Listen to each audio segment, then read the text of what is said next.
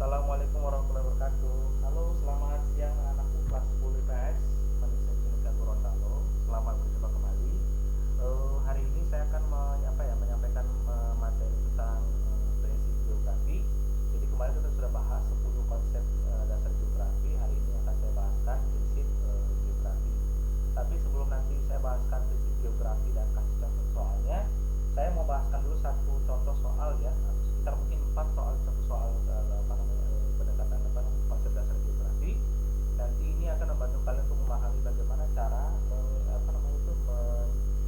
menganalisis ya pernyataan yang terkait dengan konsep-konsep geografi. Jadi dari pernyataan ini saya minta kalian untuk menentukan kira-kira konsepnya apa, bagaimana cara mengidentifikasinya, ya. Oke, kita mulai dulu pertemuan hari ini dengan bacaan basmalah bersama-sama. Bismillahirrahmanirrahim. Baik, kita mulai. Saya tunjukkan satu soal. Ini ada 4 soal di sini ya. 4 soal ini kayaknya soal nomor 4-nya nggak sempurna. Saya hapus saja ya. Ini 3 soal ini. Oke, saya. Gempa bumi yang sering melanda Indonesia lebih baik dianggap membawa efek yang buruk. Nah, begitu ya. Gempa bumi yang sering melanda Indonesia lebih dianggap membawa efek yang buruk. Nah, sekarang saya tanyakan adalah kira-kira nomor 1 konsepnya apa? Konsepnya apa? Kamu nanti masukin. Kalau misal lokasi, kira-kira ada nggak? Lokasi nggak ya, nggak masuk ya, karena nggak ada menyebutkan nama apa namanya itu, nggak ada menyebutkan indikasi lokasi di situ. Walaupun di situ ada sebutkan nama Indonesia, tapi Indonesia di sini tidak dimaksudkan untuk menyebutkan lokasi ini maksudnya. Ya, kemudian berikutnya jarak. Ada nggak jarak di situ? Tidak ada. Aglomerasi, tidak ada juga. Kemudian differential areal itu harusnya ada 2 dianya, diperbandingkan antara wilayah A dan wilayah B memiliki potensi yang berbeda, kan? Kira-kira apa yang tepat begitu? Ingat di situ ada salah satu konsep adalah sebutan konsep keterkaitan ruang ya. Keterkaitan ruang itu adalah konsep yang terkait dengan adanya hubungan sebab akibat, kausalitas ya. Jadi ada satu faktor mempengaruhi faktor yang lain. Bagaimana maksudnya Ustaz? Coba dibantu dong analisis nomor 1. Gempa bumi yang sering melanda Indonesia lebih banyak dianggap membawa efek yang buruk. Berarti apa? Penyebabnya adalah gempa bumi. Efek buruknya adalah akibatnya itu tadi. Jadi efek buruknya misalnya rumah hancur, terjadi tsunami, ya, orang mengungsi, kehilangan tempat tinggal. Nah, itu adalah efek buruk dari gempa bumi. Nah, jadi gempa bumi itu dianggap sebagai salah satu penyebab kerusakan tersebut adalah efek dari gempa bumi tersebut. Jadi dia ada hubungan sebab akibat di situ. Oke, baik, kita lanjut ke nomor 2. Eksplorasi sumber daya alam yang terlalu berlebihan banyak memberi efek yang buruk bagi lingkungan sekitar penambangan sumber daya alam. Nah, ya ini kira-kira menurut kalian apa? Ya, coba saya kasih waktu 1-2 detik lah. Tebak aja, mungkin kamu bisa nanti nge-post video ini, kamu tebak jawabannya, kira-kira jawaban kamu sama saya sama nggak kira-kira ya.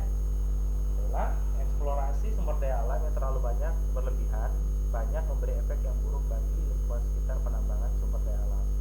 Kamu coba lihat nomor 1 nomor 2, ada kemiripan nggak kira-kira? Pernyataan nomor 1 nomor 2 itu memiliki nada yang hampir sama, bahwa di situ eksplorasi sumber daya alam yang terlalu berlebihan itu adalah penyebabnya. Oke, efek buruk terhadap lingkungan adalah akibatnya, ya. Jadi jawabannya adalah keterkaitan ruangan.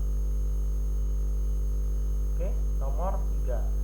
Di beberapa kabupaten di Provinsi Gorontalo, penambangan sumber daya alam belum dapat dilakukan secara maksimal. Oke, ulangi. Di beberapa kabupaten di Provinsi Gorontalo, penambangan sumber daya alam belum dapat dilakukan secara maksimal. Oke, kita pertanyaannya, kira-kira konsepnya apa ya? Oke. Apakah pernyataan nomor 3 itu sama dengan nomor 1 nomor 2? Nah, kalau kita lihat di sini ya, konsep-konsep yang ada itu tidak memenuhi semua untuk nomor 3, kecuali satu konsep. Apa konsep? Lokasi. Di mana Ustaz? Nah, itu jadi itunya itu indikasinya adalah di beberapa kabupaten provinsi Gorontalo. Tapi tadi nomor 1 Indonesia nggak menunjukkan, iya tidak menunjukkan. Tapi nomor 3 juga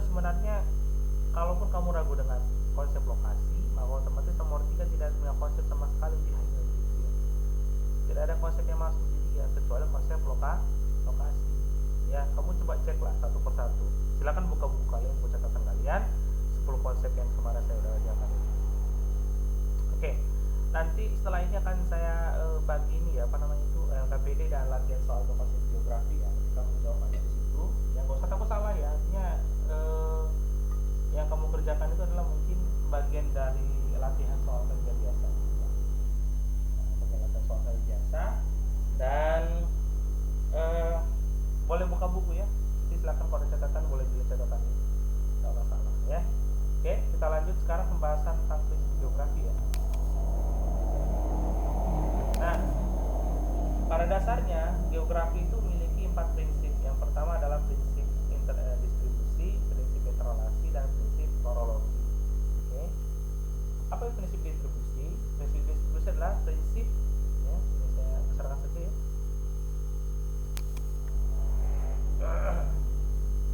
Prinsip distribusi atau prinsip persebaran adalah prinsip dalam geografi yang berlandaskan pola pikir bahwa semua fenomena fisik atau sosial di permukaan tersebar di permukaan bumi tersebar, ada yang tersebar secara merata dan ada juga yang tidak secara merata. Contoh kasus misalnya, satu kasusnya gajah. Gajah merupakan hewan mamalia yang dapat ditemukan di Sumatera dan Kalimantan. Jadi gajah itu hanya tersebar di Sumatera dan Kalimantan. Kita tidak menemukan gajah di Sulawesi, tidak menemukan gajah di Pulau Jawa, tidak menemukan gajah di Papua, kecuali di kebun binatang. Nomor 2 kasusnya, maleo adalah burung endemis yang hanya bisa ditemukan di Sulawesi. Nah, maleo itu adalah hewan endemis dari Sulawesi. Dia tidak ditemukan di mana? Di Jawa tidak ada, di Sumatera tidak ada, di Papua nggak ada, di Kalimantan nggak ada. Dia hanya ada di Sulawesi. Itu adalah 2 contoh kasus untuk persebaran yang tidak merata. Sementara persebaran yang merata misalnya mana? Kasus 1 misalnya, masyarakat suku Jawa merupakan kelompok yang dapat ditemukan di semua pulau di Indonesia, di hampir semua pulau. Ya, buktikan sendirilah di provinsi mana tidak ada orang Jawanya. Ya, baik orang Jawa pendatang baru maupun orang Jawa yang sudah kelahiran di situ. Misalnya, tetap orang Jawa ada di mana-mana ya. Gitu. Itulah hebatnya mungkin orang Jawa dibandingkan suku yang lain. Ya, orang Jawa itu biar bisa ditemukan di hampir semua provinsi karena orang Jawa banyak yang suka merantau ya. Lanjut, prinsip distribusi merupakan prinsip yang paling dasar di geografi. Kenapa? Karena ketika geografi dulu pertama kali dia lahir, yang ditampilkan geografi yang di tulisan Aristoteles itu kan geografi ya. Jadi dulu Aristoteles itu membuat sebuah buku ya. Aristoteles ini orang Yunani, dia membuat bukunya itu judulnya Geographica ya. Nah, dalam bukunya si Aristoteles Geographica itu dia tidak seperti buku-buku biasa, dia malah justru seperti atlas gitu ya. Di dalamnya ada apa? Di dalamnya ada peta-peta ya, peta-peta hasil penggambaran pengalaman para penjelajah dunia yang menjelajahi daerah penjuru dunia. Nah, itu dibuatkan petanya, kemudian disatukan jadilah buku disebut dengan Geographica. Maka nggak heran ya, prinsip distribusi merupakan prinsip dasar di geografi semenjak dia pertama kali lahir. Kenapa? Karena peta itu dibuatlah, itu peta digambarkan, dibuat itu adalah untuk membantu kita mengidentifikasi persebaran fenomena di permukaan bumi. Misalnya gini, ada peta misalnya peta apa? Peta misalnya inilah, misalnya peta Sindinikia gitu ya, Sindinikia Gorontalo misalnya. Kan dalam peta itu kan kita tahu toh di mana persebaran asrama siswa, di mana persebaran asrama guru, di mana tempat belajar. Nah, itu artinya dengan peta tersebut kita tahu pola persebaran dari fenomena tersebut, di mana-mana saja posisinya masing-masing. Nah, itu fungsi peta ya. Jadi coba kalian kumpulkan informasi tentang fenomena fisik sosial apa yang ada di permukaan bumi baik di Indonesia maupun dunia dan bagaimana pola persebaran. Itu nanti ada ya. Ada nanti di apa namanya, di LKPI. Yang berikutnya adalah prinsip interrelasi ya, prinsip nomor 2. Merupakan prinsip dalam geografi yang menyatakan bahwa semua proses alami atau sosial terjadi di permukaan bumi ini memiliki hubungan satu sama lain. Jadi kalau saya lompat ke yang paling bawah sini, prinsip interrelasi memiliki pengertian yang mirip dengan konsep keterkaitan keruangan ya, mirip dengan konsep keterkaitan keruangan ya. Jadi interaksi sama interrelasi itu jangan disamakan ya. Jadi interrelasi tidak sama dengan interaksi ya. Kebanyakan interrelasi itu cenderung dia satu arah, sementara interaksi itu cenderung dua arah. Misal interrelasi misalnya, ada hujan deras menyebabkan banjir, itu nggak pernah bisa dibalik posisinya ya, nggak bisa pernah dibalik posisinya menjadi banjir menyebabkan hujan. Artinya dia satu arah, hujan menyebabkan banjir toh, dia nggak bisa dibalik. Sementara kalau misalnya interaksi itu dia bolak-balik, ada aksi ada reaksi. Misalnya Pertumbuhan ekonomi Gorontalo sangat dipengaruhi oleh pertumbuhan ekonomi Sulawesi Utara, begitupun sebaliknya. Artinya apa? Kedua wilayah tersebut memiliki hubungan timbal balik dianya. Oke, lanjut. Nah, berikutnya adalah prinsip deskripsi atau prinsip penggambaran. Prinsip deskripsi atau penggambaran merupakan prinsip geografi yang berfokus pada penerjemahan, penggambaran, dan pendeskripsian suatu fenomena fisik sosial di permukaan bumi. Makanya prinsip deskripsi ini lebih dekat dengan kayak seperti misalnya itu mendefinisikan ya suatu fenomena. Jadi deskripsi itu sendiri artinya adalah penggambaran. Contoh kasus satu misalnya fenomena gunung api. Maka di dalam prinsip ini kita diminta untuk mendeskripsikan atau mendefinisikan apa itu gunung api. Sehingga misalnya kita dikasih misalnya kasus gunung api, maka tugas kita kalau diminta untuk membuatkan prinsip deskripsinya, kita buat adalah definisi si gunung api. Gunung api adalah ya fenomena fisik yang muncul akibat pertumbuhan lempeng tektonik bumi. Atau yang lain misalnya mudik. Fenomena mudik. Mudik adalah suatu fenomena sosial yang berbentuk gerakan manusia dari satu lokasi ke lokasi lain dengan tujuan tertentu dan waktu yang tidak terbatas. Nah, itu prinsip deskripsi ya, penggambaran. Nah, kita lanjut ke yang terakhir, prinsip korologi atau prinsip universalitas. Prinsip korologi merupakan prinsip yang sifatnya lebih umum dibandingkan ketiga prinsip sebelumnya. Prinsip ini berisikan informasi-informasi dari ketiga prinsip sebelumnya dan disatukan menjadi satu kalimat atau paragraf. Contoh ya, kita punya misalnya itu contoh kasus tsunami. Kita buatkan dulu prinsip distribusinya apa. Misalnya prinsip distribusi tsunami dapat terjadi di beberapa tempat. Nah, kita sebutkan dianya tempat-tempat di mana terjadi tsunami itu. Yang berikutnya interrelasi, maka kita sebutkan di situ apa? Kita jelaskan dia di situ penyebab tsunami itu apa? Apa gempa bumi, apa gunung meletus, atau jatuhnya meteor di dasar laut. Ya, begitu. Yang ketiga, prinsip deskripsi. Deskripsi itu apa? Artinya kita jelaskan, definisikan tsunami itu apa sebenarnya sih. Ya, tsunami itu merupakan fenomena fisik berupa gelombang laut di sekitar pelabuhan yang bisa mencapai tinggi beberapa meter. Akhirnya, prinsip korologi tugasnya adalah menyatukan semua yang tadi, ya. Tsunami merupakan fenomena alam terjadi di beberapa tempat di Indonesia, misalnya pantai barat Sumatera, selatan Jawa, dan utara Sulawesi. Nah, itu berarti kalau kita bisa, kalimat yang pertama adalah prinsip distribusi. Fenomena ini terjadi akibat goncangan gempa dasar laut akibat aktivitas tektonisme, letus gunung api, dan tumbukan benda angkasa yang jatuh ke dasar laut. Itu adalah prinsip interrelasi. Tsunami sendiri merupakan fenomena fisik berupa naiknya gelombang laut di pelabuhan yang mampu mencapai tinggi beberapa meter di atas permukaan laut. Itu masuk prinsip deskripsi. Ya, nah itu gampang ya. Artinya nanti pertemuan berikutnya kita akan bahas yang pendekatan itu. Oke, ini saya jelaskan dulu untuk LKPD kalian. Jadi nanti biar jangan sampai salah menjawab. Oke, LKPD hakikat geografinya, LKPD-nya lihat. Nah, cara mengerjakannya. Ini saya ganti tanggalnya ya. Jadi bukan hari ini dikumpulkan, jadi saya minta tanggal 12 ya. 12 itu ada tanggal harinya hari Sabtu ya. Hari Sabtu.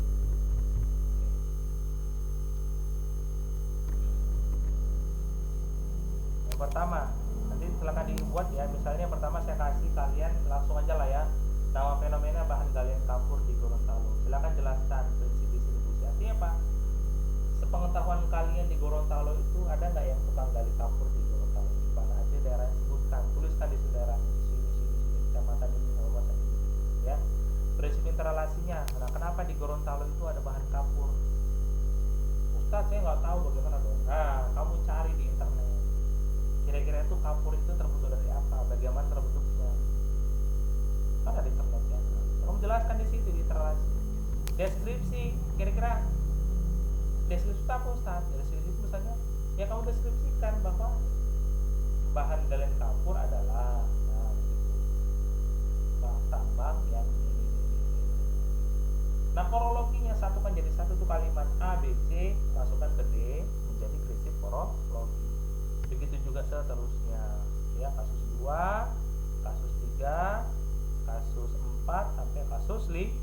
Silakan dikerjakan ya. Artinya saya sudah beri waktu yang panjang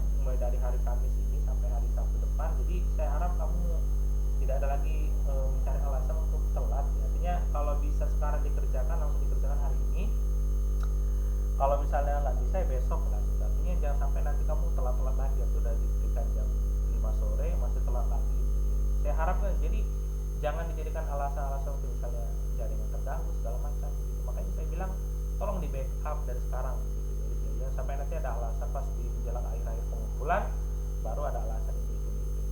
Ya, saya sih memaklumi ya kalau kamu tinggal di daerah pedalaman mungkin agak sulit jaringan, makanya saya bilang tolong di backup waktunya gitu ya, sampai kamu mengerjakan di batas akhir-akhir itu. Karena kalau kamu sudah di batas akhir maka ya itu tadi kasus atau masalah-masalah yang nggak kita harapkan itu bisa muncul di batas H itu ya, batas pengumpulan tadi. Makanya tolong jangan dikerjakan di batas waktu. Oke, terima kasih atas perhatian kalian. Mohon maaf kalau misalnya penjelasan saya kurang begitu jelas di suaranya, mungkin aku di penjelasan saya. Nanti kamu bisa tanyakan di grup WA ya, silakan tanya di grup WA, dan silakan komentar juga di ini ya, apa namanya, kira-kira materi mana yang ini yang kamu nggak jelas, atau misal tugas ini gimana, silakan tanyakan di WA grup ya, jangan di Japri ya, yang di Japri tolong di WA grup saja, nanti biar saya bahas di situ sehingga yang lain mungkin kalau ada pertanyaan yang sama dia bisa dijawab satu kali. Terima kasih, kita akhiri pertemuan hari ini dengan doa kafaratul majelis. Subhanakallahumma wa bihamdika asyhadu an la ilaha illa anta astaghfiruka wa atubu ilaik. Assalamualaikum warahmatullahi wabarakatuh.